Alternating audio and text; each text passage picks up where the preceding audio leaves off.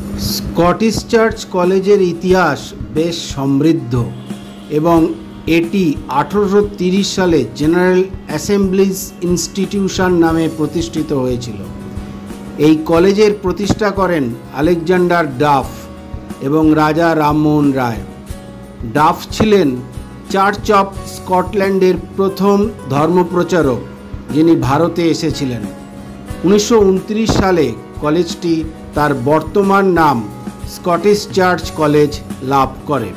Scottish church college Asia মহাদেশের প্রাচীনতম খ্রিস্টান উদার শিল্প ও বিজ্ঞান কলেজের মধ্যে একটি। এই কলেজ থেকে বহু বিখ্যাত ব্যক্তিত্ব শিক্ষালাভ করেছেন, যাদের মধ্যে রয়েছেন স্বামী বিবেকানন্দ, সুভাষচন্দ্র বসু এবং আরও অনেকে।